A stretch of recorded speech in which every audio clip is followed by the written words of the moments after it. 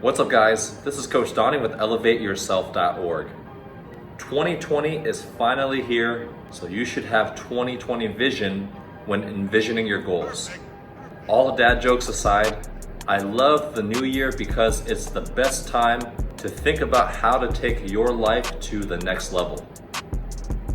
In this video, we'll talk about my goals for 2020 and learn how to effectively set your own goals.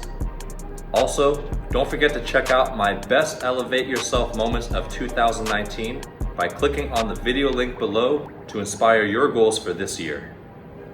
First, we'll talk about my goals for 2020. The first goal is getting my body to a healthier and more balanced state. This means no dunk training, high intensity jump training, and a little less volleyball, and much more prehab training. I'm making this long-term investment in my body so I can continue playing at the highest level possible for at least 10 years or more. Sometimes in life you gotta take one step back in order to take 2 steps forward.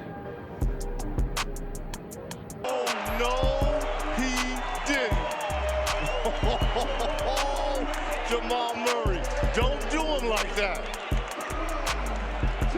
This goal was a difficult one for me to make because I've been training to dunk basketball since 2018 and I got so close several times.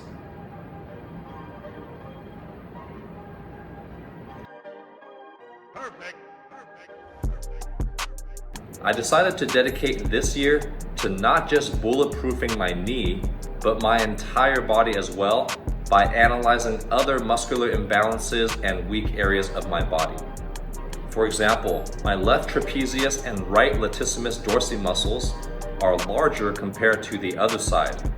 I feel general tightness in my right trap, and sometimes my right lat cramps up here and there, which doesn't significantly impact my training or volleyball at this moment. But I want to take care of those issues before they progress to something worse, like what happened to my knee. I'll reevaluate where my body is 6 months from now to see if my body is ready to handle more jumping volume and intense training at that time. The second goal is planning my nutrition to maximize my performance and overall health. I've already made some big changes in my nutrition during the last 2 years. In 2018, I started intermittent fasting, managing my overall calorie intake, and leaned down from 186 to 173 pounds.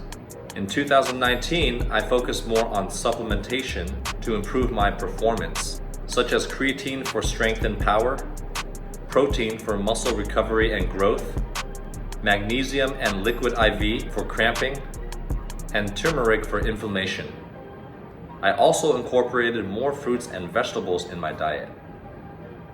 This year, I plan on subscribing to several food delivery services that deliver the food that I want with the nutrition profile that I need, so I don't have to worry about grocery shopping, cooking, or calculating nutrients, which can take 5 to 6 hours every week just to prepare all that food.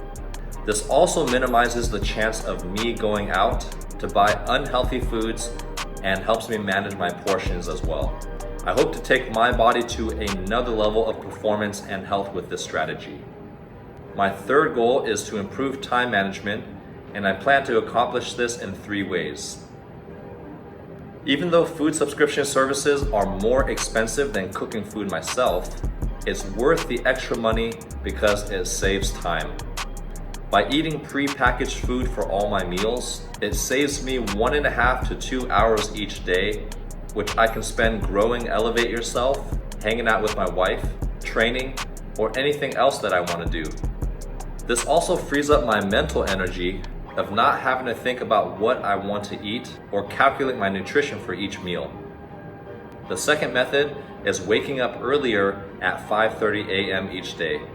I still try to get 7 to 8 hours of sleep each night because having good quality sleep is one of the most important things you can do for your body.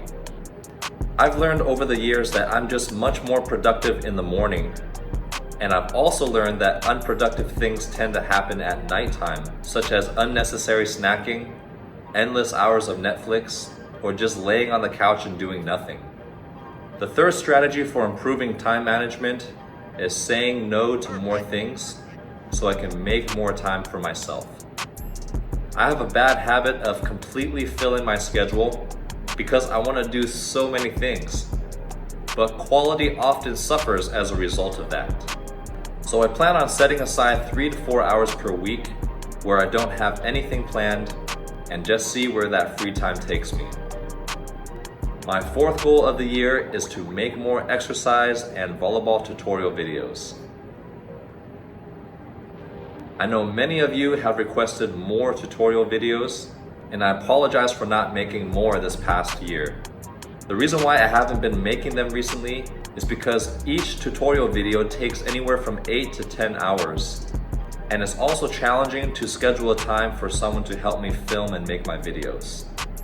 But I'm making it a priority to make at least 6 videos this year. So make sure that you guys stay tuned for those. Now that we've talked about my goals for this year and how I plan to accomplish them, let's talk about how to effectively set your own goals. First, let's discuss why people don't accomplish their goals so you can avoid making these mistakes. The first reason is that people are afraid of failure.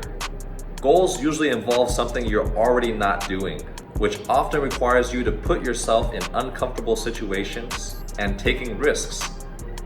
Always remember that you have to be bad before you can be good, and some people just can't handle that. The second reason is not having a plan. John Wooden once said, "Failing to plan is planning to fail." I'm going to let that set in for a little bit. Failing to plan is planning to fail.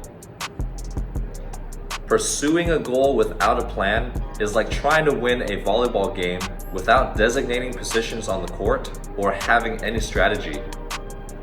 The third reason is not following through with your plan. Motivation is important, but it should be a bonus part of the experience and not the main component.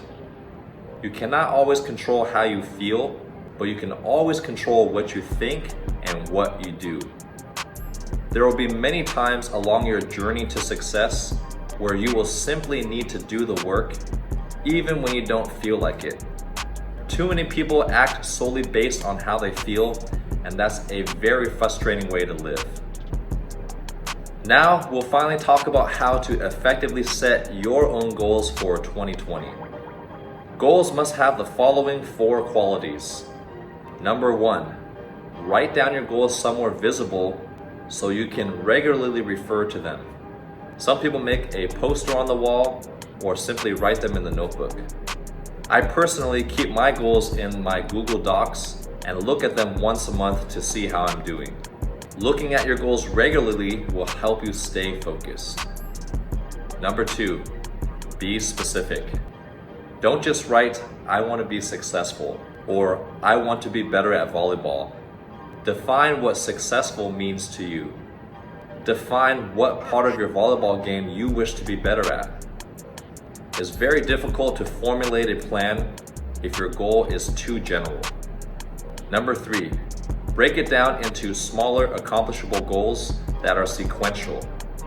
Successful journeys are taken one step at a time, so just focus on putting one foot in front of the other. Each mini goal will give you more confidence to achieve the next mini goal and the next mini goal until you realize that you're already halfway there. I recommend breaking your larger goal into at least 6 mini goals to help keep you on track. Number 4, have a deadline or some type of time frame. This will bring a sense of urgency and will help you plan a timeline for your mini goals.